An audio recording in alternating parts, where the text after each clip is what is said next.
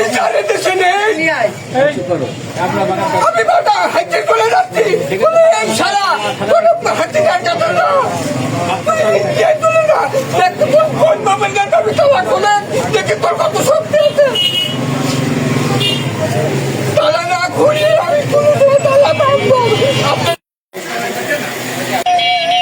আপনার নাম কি? আমার নাম সুবীর কুমার সরকার। আমার বাসা হরিনাথপুর।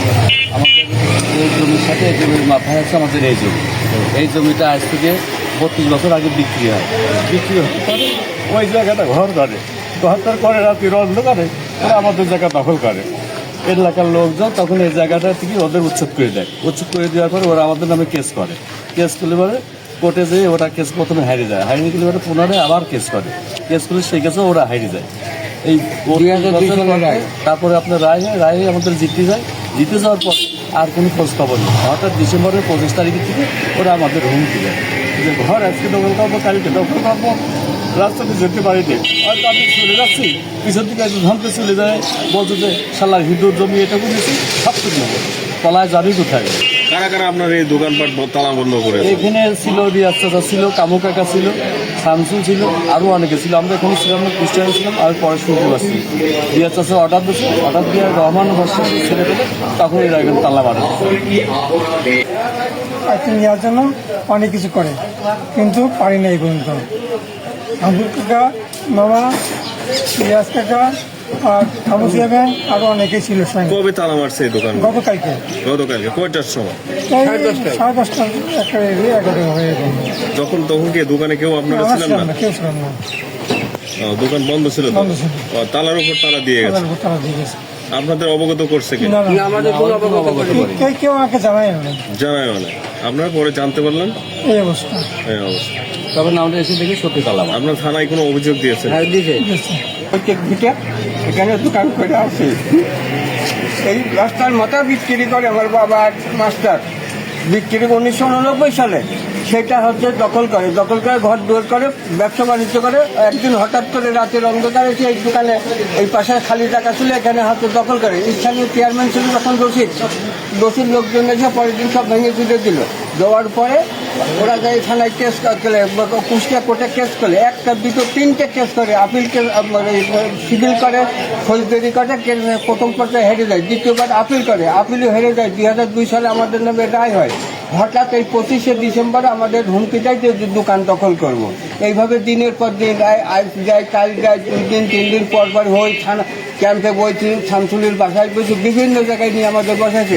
কাগজের সে চৌহদ্দি মানে না, কাগজ ছিঁড়ে ফেলায় দেয় রিয়াজ চাচা। কাগজ রেজিস্ট্রি করতে গেলে কাগজে জমিতে চৌহদ্দি লাগে না, চৌহদ্দি লাগে। এখন চৌহদ্দি দেয়, ম্যাপ করে দেয়। আগে ছিল খালি চৌহদ্দি উল্লেখ আছে।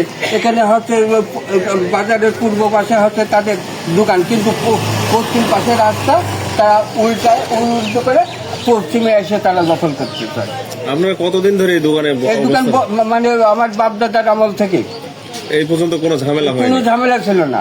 আগে এদিকে রাস্তা ছিল না, ওইদিকে রাস্তা, ওইদিকে। এখন কি আপনি মনে করেন সংখ্যালঘু বলেই? আমি মনে করছি এটা সংখ্যালঘুর উপরেই অত্যাচার, সংখ্যালঘুর উপরে অত্যাচার। আমরা আমাদের কোনো লোক নেই, বল নেই, অর্থ নেই, আমরা কারো কাছে যেতে পারবো না, কারোর দ্বারা মোবাইল করতে পারবো না। এই সুযোগে তারা হচ্ছে আমাদের উপরে নির্যাতন দেয়। আজ আমার নেবে, কালকে নেবে, তারপরে আরো হিন্দুদের নেবে। এইভাবে হিন্দুদের এই দেশ থেকে বিচারিত করার উদ্দেশ্যে তারা এই ধরনের কাজকর্ম করছে। 5ই আগস্টের পর হরিনাথপুর বাজারে বড় আকারে একটা চাঁদা ধরা হয়, চাঁদার থেকে বহু টাকা পয়সা ওঠে। তারপরে সুরাত সাহেব জানতে পারে, বণিক সমিতিকে অবগত করে, বণিক সমিতি পরের দিন মিটিং করে, পরের দিন হচ্ছে একটা মিছিল দেয়। তারপরে সে ক্ষান্ত আছে। তারপরে আবার হঠাৎ করে গতকালকে আপনার দোকানে আসতে যাচ্ছে, গত সোমবারের আগের সোমবারে, তার আগের সোমবার এইভাবে ডেট দেয়, আজ না কাল না অমুক দিন, 2 দিন পরে আসতো, তোরা আমার দোকান ছাড়িয়ে দে। আমি ওসব মানিনি। আমার বাপ কিনে, তোর বাপ বেশি, ঠিক আছে তুই দোকান ছাড়। রিয়াজ চাচার বাপ তো বই, তোর বাপ বিক্রি করেছে, তুই দোকান ছাড়িয়ে দে। আমি চৌহদ্দির মধ্যে সবকিছু মানি না। বণিক সমিতিকে কালকে তারা কিছু জানায়নি, কিন্তু তালা মারার পর বণিক সমিতির চাবি নিয়েছে। আমার একটাই অবজেকশন যে বাজারে আসতে হলে বণিক সমিতির নামে একটা সমিতি আছে, তাদেরকে অবগত করতে হবে। তালা মারতে হলে তালা মারতে পারে। তারা কোন অধিকারের বলে এসে আমার ঘরে তালা মারল? এটাই আমার বিচার। বণিক সমিতির কে জানে এই বিষয়টা? বণিক সমিতি চন্দন জানে, কি বলে টোটন জানে, অনেকেই জানে। গোলাপ সরকার গোলাপ বাধা দিয়েছে, কিন্তু গোলাপকে তারা মূল্যায়ন করেনি। গোলাপের কাছে তুমি এখান থেকে চলে যাও।